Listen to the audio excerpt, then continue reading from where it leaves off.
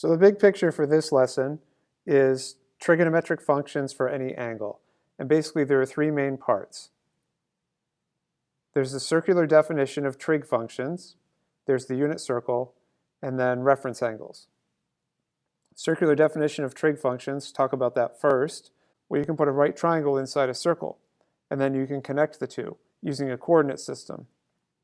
So defining the center of the circle at 0, 0, and the radius of the circle r, you can write the trig ratios in terms of x, y, and r, because y is the vertical distance and x is the horizontal distance.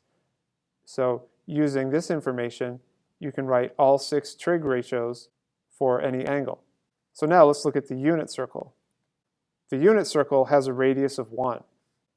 And so the nice thing about this is that you can write the sine and cosine ratios in terms of x and y. For the unit circle, the sine of the angle is the y value, the cosine of the angle is the x value, and that's for any point along this circle. Now let's look at reference angles. You can use reference angles to find the trig ratios for angles that are outside of quadrant 1.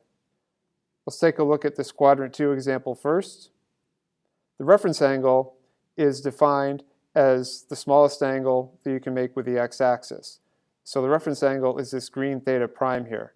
So what you can do is you can use the reference angle to find the trig ratio and then just make sure that you have the correct positive or negative sign, because the reference angle trig ratio is going to be the same ratio as the initial angle, but it may have a different sign.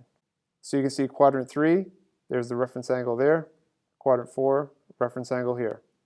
And it says underneath how you can calculate the reference angle measure for both degrees and radians. So I'll just do one quick example. Let's say I have an angle of, well, let's do a degree one, 225 degrees. And I want to know the reference angle. Well, 225 degrees is going to be in quadrant 3.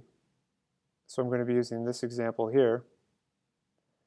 So it's going to be 225 degrees minus 180 degrees is 45 degrees. So the reference angle is 45 degrees.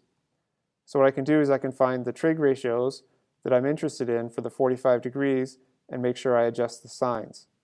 So for example, the sine of 225 degrees is going to be negative of the sine of 45 degrees, because sine values are positive when you're above the x-axis and negative when you're below. And that all connects to the sine being the y value and the cosine being the x value. So I know that's a lot of information in a short video. Just make sure you work through the lesson carefully, take really good notes.